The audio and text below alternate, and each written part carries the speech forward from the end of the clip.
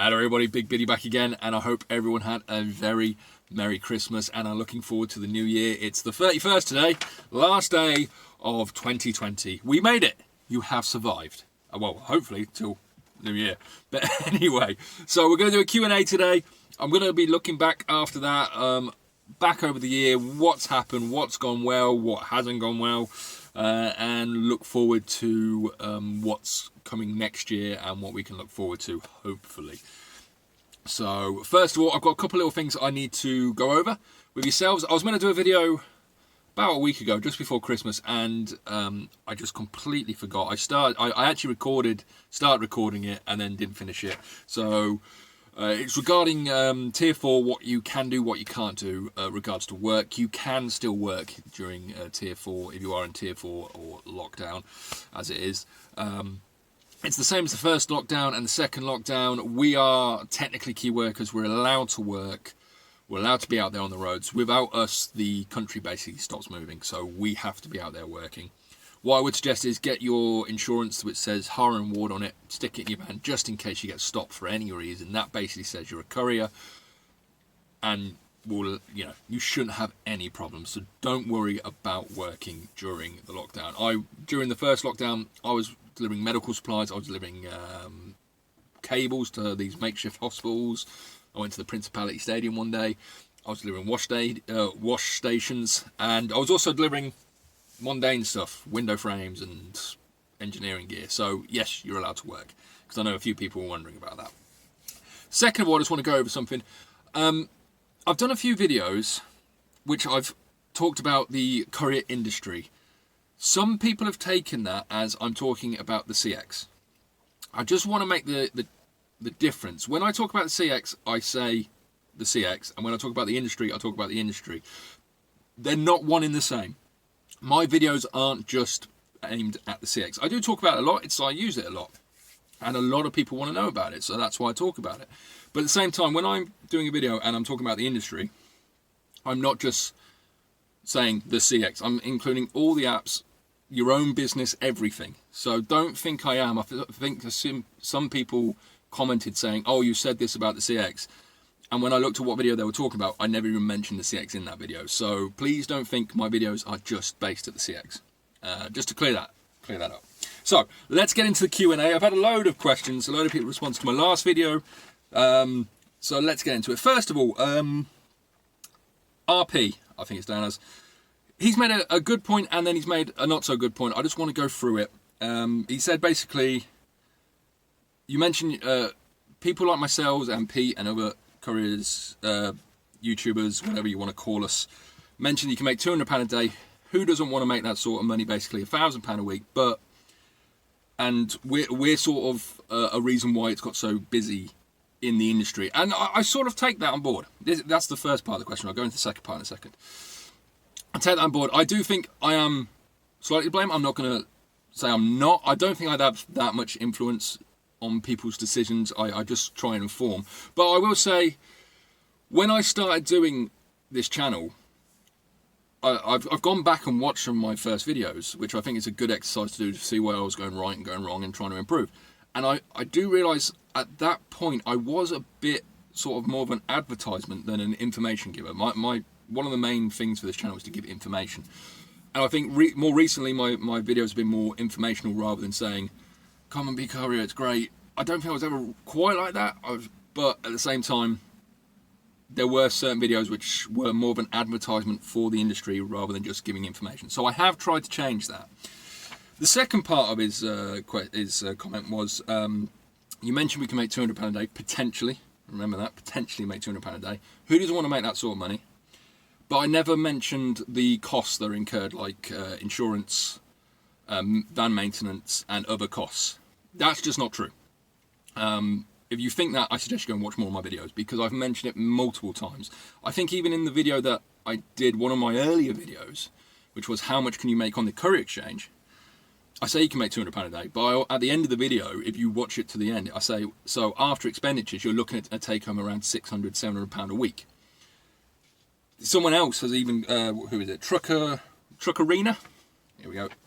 Actually mentioned this week that on that video saying if it's that much a week, £600 a week, I'm not in. I make more money doing what I'm doing already. So in that video in its own, I have mentioned those expenditures. But I have also mentioned multiple times insurance, I've mentioned van maintenance, I've mentioned the cost of fuel, how much you're going to put in your van each week. So to say I've never mentioned it is just not true. I have multiple times. Also, I shouldn't really have to tell you that. If you're coming into the industry, you're buying a van, you should know that you need insurance and it's going to cost a lot of money. You should know that, you know, you're going to be running 30, 40,000 miles a year, potentially. You're going to need to maintain your van. You know, I'm not going to tell you you need to put fuel in it. Of course you're going to put diesel in it. I've mentioned multiple times, £300 a week on diesel is easy to go through. So I take your first part and I take that on board, but at the same time, the second part, I've mentioned it multiple times. I'll put a link to a video right now. I think one of my videos is So You Want to Be a Courier. I tell you the startup costs and I go into how much it costs you just to start up. But to answer that question though, van insurance, £2,500 a year, easy. Some will be more, some will be less, but we'll say around £2,500. Van maintenance, how much is it going to cost you to keep your van on the road? £2,000 a year, let's say. I'd say that because you're probably going to have something major that needs replacing, i.e. a clutch or an exhaust or something. That's £1,000. New set of tyres, if you've got to change all four, there's a good chunk of cash there. Alternator, belt might go. So I would put aside, which I do, around £2,000 a year for the maintenance of the van. And fuel costs is probably the biggest one. You can do £14,000 a year in fuel. Easy. You know, if you're doing, let's say you're doing, well, just work it out yourself. I shouldn't have to, but figure out how much fuel you're doing a week, times it by 52, that's your fuel cost. It's expensive. Okay, you're running your own van. Vans are expensive. That's all you need to know. So I have gone through that. Right, next question. RBT, I think it is. He was talking about driving the snow. Any tips? Don't. What I would say, he's doing multi-drops and he's got a second part to this question.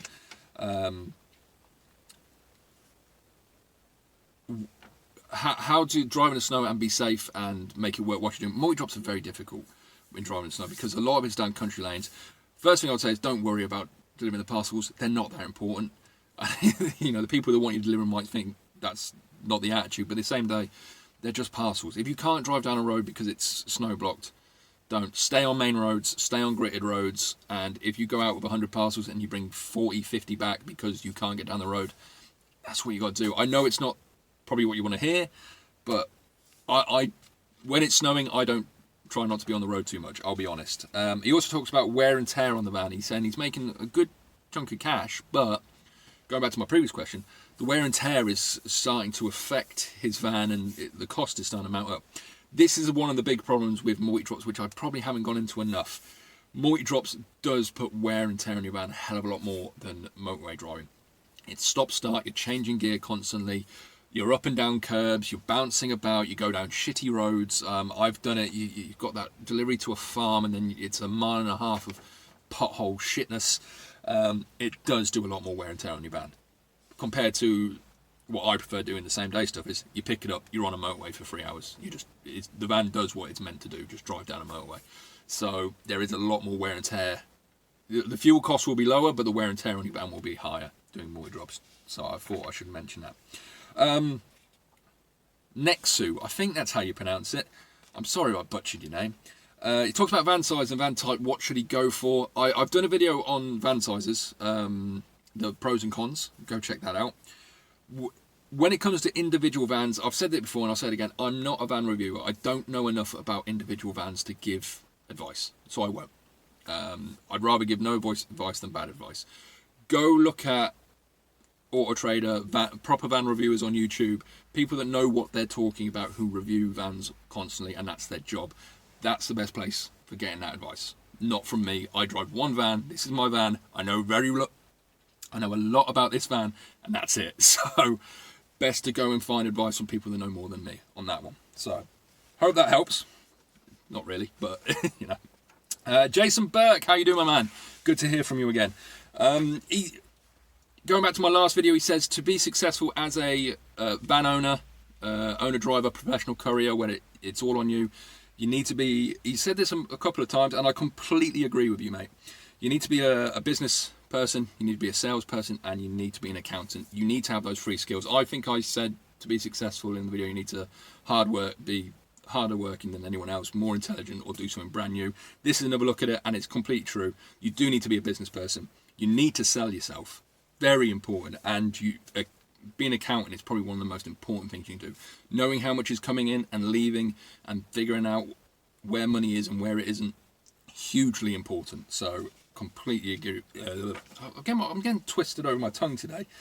It's because it's been Christmas. I've ate and drank far too much. I'm not 100%.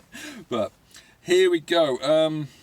Oh yes, a few of you mentioned in my last video that I seemed upset, and someone even said don't cry, which I found highly amusing.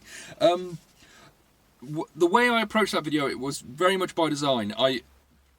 A lot of my videos, I try and be upbeat, I try and be cheerful, I try and put a positive spin on things, because that's just generally who I am. But I wanted to make a point in that video, and I wanted to try and portray how serious what I was trying to say was. So I took a approach of being seeming a bit annoyed and just a bit more spite in me, I suppose. And I did that on purpose. I wasn't upset at all. I was actually having a very good day. And I really enjoyed thinking about that video and thinking what I wanted to say and actually doing it. So I wasn't upset at all. It's just I wanted to have it a very different tone to my usual videos, so that people that watch my videos regularly realised that actually I'm saying something important here, so I need to listen. That's why I did it. So I wasn't upset. I was actually very happy. But thank you for actually, noticing that. Some people said he seems really pissed off. Keep swearing. What's wrong with him? So thank you anyway. Another comment which I thought was very funny and I needed to mention. I've forgotten to write your name down. I'm really sorry. He mentioned in a video, and he called me and Pete and a couple of other people so-called celebrity couriers. That had me in stitches. And I know, it's almost a backhanded compliment, so-called celebrity couriers. To just be called a celebrity anything made me laugh. I'm going to phone Channel 4 and see if I can get a show, like Hell's Couriers or something, Gordon Ramsay style. But yeah, that just made me laugh. So yeah, I thought I'd mention it. Next up, BTH. He mentioned the other day about minimum amounts on jobs. Do I have a minimum amount I work for, and do I ever go below it? I do have a minimum amount. It's 40 quid. So 40 miles and under, it's 40 quid. That's it. That's my minimum amount. That might differ. I might change that, but at the moment I'm quite happy with it. And then obviously it goes up from there. I don't go under it. I've gone under it before on an occasion for a friend of mine who needed a job doing. It was something like 33 miles, and I did it for 30 quid. I actually went under. But it was a mate of mine, so I didn't mind doing it. And during the lockdown, I actually didn't go underneath my minimum amount, but there were times it was like, I just need to get some work in. You have to be adaptable, but I generally, no. I have a minimum amount, I won't go below it. That way you're safeguarding yourself. People might want to slip under it, but if you keep doing it, you're taking away, you're screwing yourself basically. So have a minimum amount, stick to it. If you're in a smaller van, you might want to go 30 quid for 30 miles and then whatever, or 50 bigger Lutons, you might want to say 50 quid your minimum. Mine's at 40, but that's how I work. So, by 72, going back to the last video again, he said you do need to speak English working in England. I commented on this. I disagree to an extent. First of all, what I was saying was you don't need to speak the language of the country you're working in, was what I said. I can get a job going to Spain. I don't need to speak Spanish to go to Spain and work. I'm still working when I'm in there, and I can get a job from Spain going to England. Whilst I'm in Spain, I'm not speaking Spanish, so I'm working. So that was sort of where I was trying to make it, trying to show how low the bar was to actually join the industry, and speaking the language of the country you work in is, sort of an essential one, and you don't actually need it. And the more I thought about this afterwards, I have worked on jobs with people who, this was some multi-drop work, and the lads that were working there couldn't speak a word of English. They couldn't speak English at all, and it was very difficult to communicate what they needed to do, and they did get it wrong. But they couldn't speak English, and they were working. So you don't actually need to speak the language. You're not going to do very well. I don't think there's anyone out there who's a professional courier today on the road working who's doing very well if they can't speak the language of the country they're in, but you still can work. So that's what I was. So hopefully that explains that a bit more. Oh, and the last one for today, how do you track your mileage? How do you know how much mileage you're doing? There's a couple of easy ways. One is if you've got a fuel card, they ask for your mileage and they can put it on the receipt. So there's that way. Track it yourself just by, obviously, your... told you I'm not with it today. the mileage thingy, you could do it that way. I tend to do it by sort of money. I track the money for my week. One way I keep a track of how much money I'm making, how many miles I'm doing, because I try to do as few dead miles as possible, is I write down every job I get, the amount, and I write down the amount of fuel I've spent. That way I know my fuel costs against my profits. So the mileage comes less into then, because obviously if I've done, let's say I've done 90 quid of fuel, I know I've done about a full tank. And I know my van takes about 480 to 500 miles, generally, on a full tank. So that's one way of doing it. But there's lots of ways you can track your mileage. Track it on your speedometer or whatever. And I can't think of the name of it. I'm just going to go to sleep. I've had enough. But yeah, so there's lots of ways you can track your mileage. So that's the Q&A. Lots of good questions. I hope that's explained some things, and I agree with a lot of what people say here. Like I said, RP, I've done videos on that stuff, mate. You just got to go find them. I'm not going to mention every video, but yeah, fantastic. So let's look back on the year 2020. What's happened? What's been good? What have I learned? And what am I going to take from this year going forward? First of all, what a crazy year! Absolutely mental. Lockdown 1 was horrific. It really was. Everything just went really slow. So we can't look at this year as a normal year. As simple as that. We have to look at it as a year, as just an anomaly with everything that's happened. My year actually started really poorly because my van got a smack in November last year, and I had a rental which wasn't working properly. So my years always start crap. This van's in the garage on the 4th because it's got loads of repairs it need doing to it. So my years always start poor. I don't know why. January, February, worst time of the year. But the year being so terrible, it's taught me a lot. It taught me let's get some good things out of the way. There are some really great people out there. We do have a really good community, people that do communicate and talk to each other. You just got to find them. I'm hoping the Discord will help with that. Please jump on it. Hopefully we'll start picking up again. It's gone quiet over Christmas, but it's Christmas, and we can all start sharing information. But we have a great community. I started doing this channel this year, which has been an experience. I started it to just put another voice out there. There was only really Pete that was out there doing it. There was a couple of other little ones, but it was only Pete out there doing it, and I wanted to put my voice into the hat. And I've learned a lot doing this channel. That's why I'm looking forward to potentially doing another channel, which is completely different. But it's been a crazy year, and I feel for anyone out there who has been struggling. I've said this before. This year has been a struggle for me, and I'm established. So I can only imagine how hard it's been for you guys out there who have come into the industry, brand new. So I've spoken to a lot of people, and they've said, "Oh, I've been looking at joining the industry for a while, and I took the plunge, and then COVID, and it's really affected some people." And there's a lot of people that say they're struggling out there. And I'm going to say it's no fault of your own. It really isn't. You've been dealt a shitty card this year. Really have. I've spoken to a lad the other day. He said he's been doing Amazon Plex. Is it Plex, Flex, whatever the fuck it's called. I said tired. And he's been making good money, but it's been a struggle at the same time. My advice in that situation, if you are doing something, the thing is, if you do the same thing every single day, every single week, and you're not getting the results you want, it's not going to change because you're doing the same thing. My advice usually would be step back, look at your situation, look what's going on, and see if there's another route you need to take or something you can improve.